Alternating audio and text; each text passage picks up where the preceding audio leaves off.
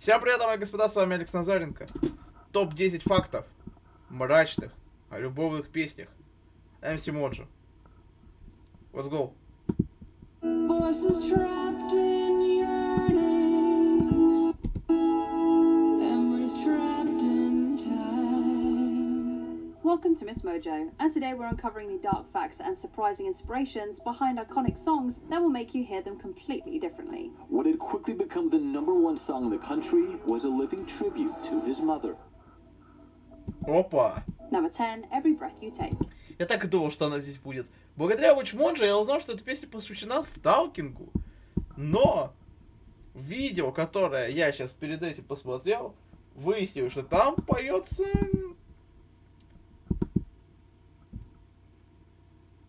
Короче, интересная история. The Police. For years, Мусора. people thought this was a swoon-worthy love song, the perfect sentiment for a wedding playlist, right? Then they actually Да. Ты принадлежишь мне, особенно охуенная строчка. listened to the lyrics. Move you take, every move you make, Turns out it's less I will smile your face. romance and more obsession. Even Sting admitted he didn't realize how unsettling it was at first. With lyrics full of surveillance imagery, it sounds more like Big Brother than a first Ну, он докторался Оруэллом. dance.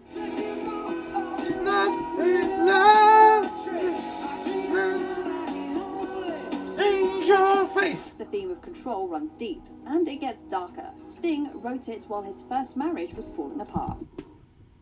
Так, видимо, это напоминало Оруэлловское, но да, очевидно, что вдохновление для такой прекрасной песни не пришло просто с нихуя.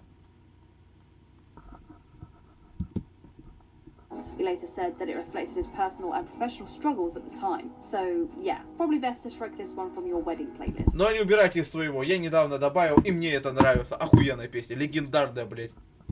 Как и сам Стинг.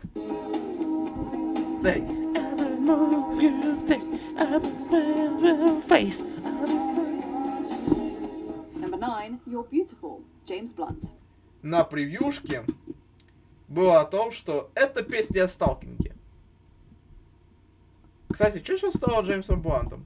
Джеймс Блант. Это, блядь, звучит как псевдоним рэпера. Что стало? You're beautiful. You're beautiful. You're beautiful. It's true. Here's another one that had people saying "ah" on first listen. And Да, а потом они посмотрели клип и такие и сменилось на Да, он там просто раздевается и прыгает нахуй в ледяную воду. until they found out what it was actually about. My love is pure. I saw an angel. Я буду его преследовать. Я сталкер, бля. Я сталкер, бля. Of that I'm sure. The singer revealed the song was inspired by learning his ex had moved on after seeing her with Сталкерит его. another man on the train. He says he wrote it in just minutes, В поезде, блядь. from the perspective of someone who had indulged in certain Ты мне, ах так нахуй, мы в поезде вдвоем, а ты быстро изменила, ну давай я быстро напишу песню, накатаю дис на тебя. Это будет самый милый дис нахуй. Я beautiful. substances and is now following the woman on the London Underground. The song is about a In certain substances Погодите-ка. train. He says he wrote it in just minutes, Ну он добавил от себя это, короче, да? from the perspective of someone who had indulged in certain substances and is now following the woman on the London Underground. the song is about a guy who is high as a kite on something. Кайфом. Под кайфом. London Underground. The song is about a guy who is high as a kite on Кайтом, под кайтом. something in a subway stalking someone else's girlfriend and a little bit creepy. Yeah. I probably should be locked up and in prison, but you guys for something else to really. You're beautiful. You're beautiful. It's true. Romantic song. Suddenly, those sweet-sounding lyrics feel a lot more unnerving. Not quite the romantic gesture we initially thought we were listening to. So, yeah, probably safe to say to bump this one off the wedding playlist too. Ой, да похуй, главное забить текст и кайфовать. Что, вы не можете слушать Every Breath You Take? не вдаваясь в подробности текста, блядь, можете, обязаны нахуй, потому что эта песня культовая и охуительная. Ну ладно, кому что слушать, это выбор каждого, это я, конечно же, гиперболизировал.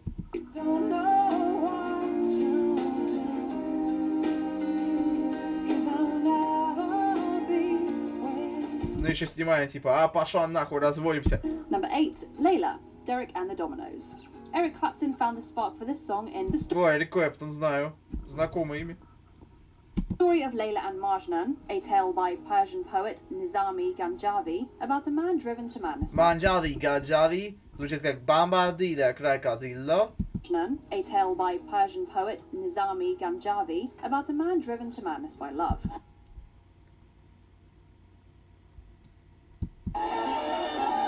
Я решил проверить, он жив? Да, он жив. Nizami И это хорошо. Ganjavi about a man driven to madness by love. Modern Talking. Добавить больше электронного звучка, и реально был бы трек Modern Talking. Лейбл у меня ассоциируется с треком Дитера Больно, если бы точнее Blue Sisters, Лейла. Классный евроденс. But when Clapton wrote Layla, it wasn't just literary, it was personal. He was in love with Pattie Boyd, who just so happened to be married to his best friend, Beatles guitarist George Harrison. Не надо, Эрик. Мою. The song was his very public way of expressing feelings that weren't exactly mutual at the time. Твой муж, пидорас, я влюбился в тебя. Ладно. And Beatles guitarist George Harrison. The song was his very Я прям вижу, как он здесь. Пидорас! public way of expressing feelings that weren't exactly mutual at the time.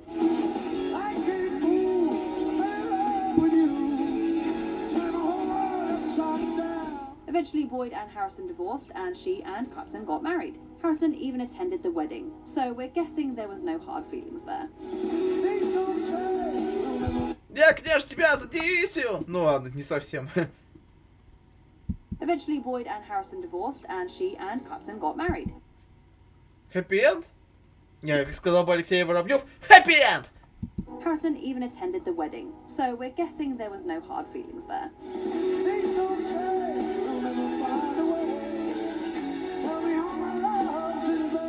Number 7, My Sharona, The Knack. This song was inspired by 17-year-old Sharona Alperin, who caught the attention of singer Doug Figa. Дага фига. Вообще не трагично звучит. He apparently became infatuated and wrote several songs about her, including this one, which he says took 15 minutes to finish. But here's the part that raises eyebrows. Figa was several years older than her. When asked about that, he tried to explain it by saying that he wrote it from the perspective of a 14-year-old boy.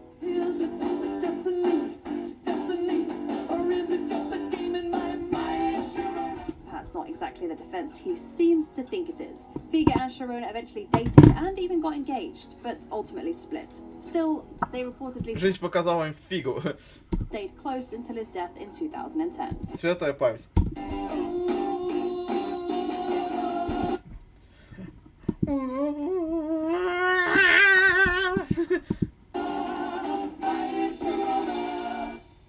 Number 6, Майк Шинода! Hey There Delilah, Святая память Честер. Plain White Tees. Frontman Tom Higginson said this song was inspired by distance runner Delilah DiCrescenzo, whom he called the most beautiful girl he had ever seen. What's it like in New York City? I'm 1,000 miles away, but girl, tonight you look so pretty. He told her he had written a song about her, even though he hadn't yet. She was already in a relationship and turned him down, though they stayed in touch. After that first meeting, he wrote the song, imagining conversations as if they were together. After I got past like that first verse, I was like, well, that pretty much sums up everything I know about this Блять, а чё на второй-то? girl. So I have to kind of imagine the rest of it, like if I was in this long distance relationship with somebody, what would I want to say, you know? Now, imagine a love song sung by someone that you weren't involved with, playing non-stop topping charts Опа! and earning Grammy noms. She admits it's a bop, sure, but has Неловко вышло. Просчитался. Но где? also voiced that being put on that pedestal can feel uncomfortable. Our friends would all make fun of us, and we'll just laugh along because we know that none That's because... Бля, классно звучит. of them ever felt this way. Number 5, Possession, Sarah McLachlan. Just Маклаклин. У нас Маклафлин. Макликлин. Never felt this way. Number 5, Possession, Sarah McLachlan. Just listening to this song, you'd never think it was anything more than a beautifully haunting love ballad. Well, until you reach the chorus.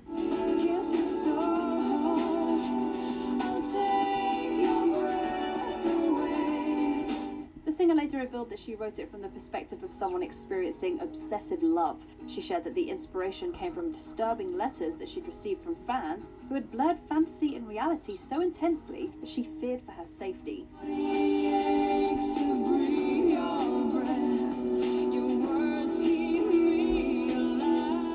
Writing the song became a form of therapy. Apparently, one of those fans even tried to take legal action against Пов, я в микроволновке.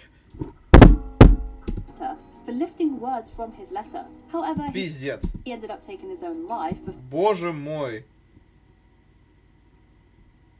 before it ever went to trial. Пиздец фанат, He ended конечно. up taking his own life before it ever went to trial.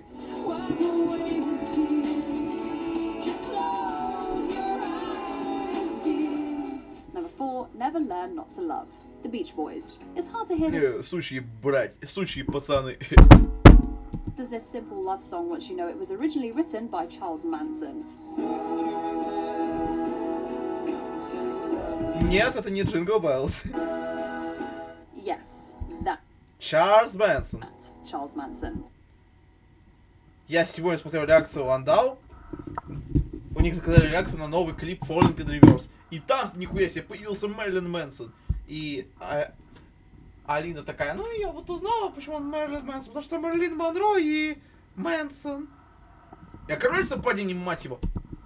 According to the story, Beach Boys drummer Dennis Wilson met Manson after picking up 2 hitchhikers who just happened to be part of Manson's cult. Eager to break into the music Пиздец. industry, Manson waited outside of Wilson's home. Manson waited outside of Wilson's home. Нахуй этот год.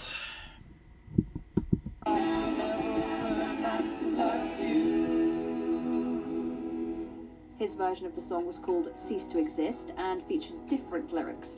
He gave up the rights in exchange for about $100,000 worth of stuff. While he didn't mind the new arrangement, he was reportedly furious that they rewrote some of his lyrics.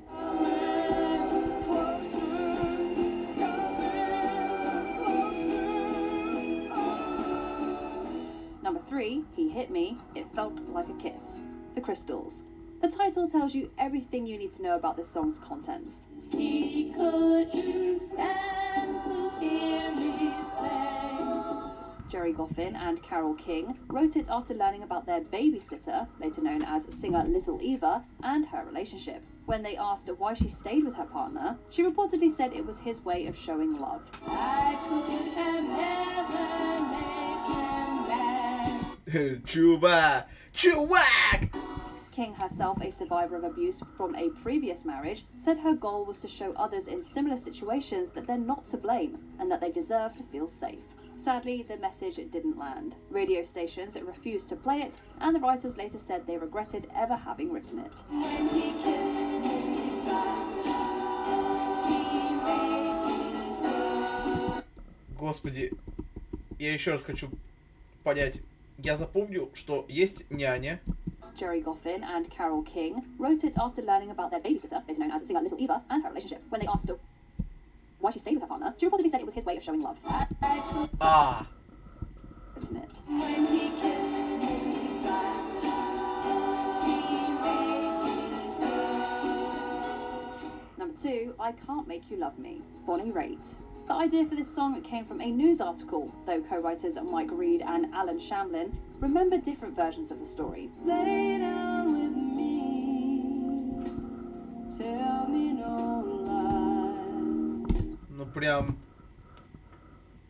Я думаю, по этой блюзовой аранжировке понятно, что у нас песня грустненькая. One involved a man, a gun, and a car belonging to a woman he'd once been involved with. When he stood before the judge, the man reportedly said, "I've learned that if a woman don't love ya, you can't make her. You can't make her love ya." Give me till then to give up this fight.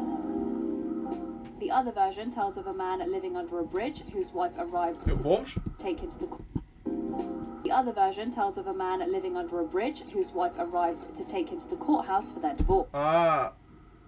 Ага, символизм. Though it seemed amicable, he said what would become the song's title. 'Cause I can't make you love me.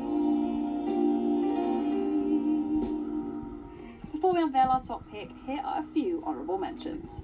Luca, Suzanne Vega. While sometimes mistaken for a gentle ballad, it's actually about giving a voice to those who feel silenced by their trapping environments. You hear something late at night, some kind of troublesome Блин, про Сьюзан Бегу я, кстати, узнал благодаря MsMojo тоже. kind of place. You're All I Need. Motley Crue. Band member Nicky Sixx confirmed that he wrote this about a girlfriend he suspected of cheating.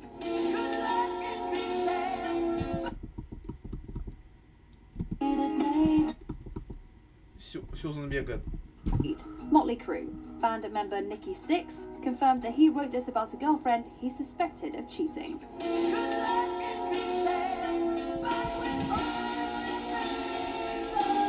Я, извините, немного скипнул историю Сьюзан Беги. Отвлекся. Actually about giving a voice to those who feel silenced by their trapping environments. Luca, Suzanne Vega. While Сьюзан Вега.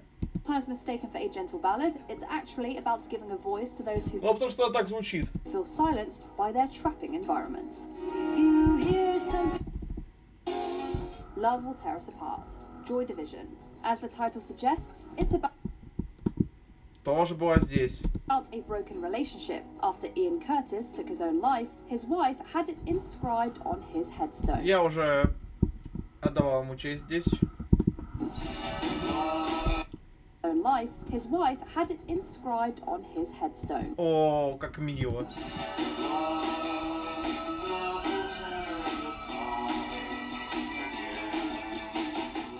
Before we continue, be sure to subscribe to our channel and ring the bell to get notified about our latest videos. You have the option to be notified for occasional videos or all of them. If you're on your phone, make sure you go into your settings and switch on notifications.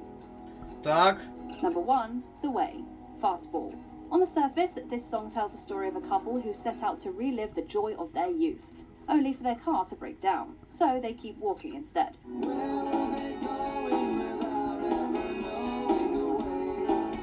Это что за тачка Грю? But the real inspiration was far more heartbreaking. It came from a news story about Leela and Raymond Howard, an elderly couple who went missing on their way to a local festival. Ужас. Raymond was recovering from brain surgery, and Leela was showing signs of memory loss, prompting family to urge them not to drive. They went Ужас. anyway. Fastball's Tony Scalzo imagined a more romanticized version of their journey.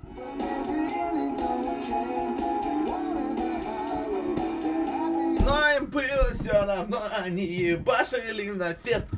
Sadly, the real ending was far more tragic. Because a lot of families don't have that closure. And that must be very hard. Светлая Which память. song can't you hear? Пиздец. Ставьте лайки, подписывайтесь на канал, жмите на колокольчик, чтобы не выпускать новые видео, пишите комментарии, ставьте мне в телегу. С вами был Алекс Назаренко, всем спасибо за просмотр, всем пока.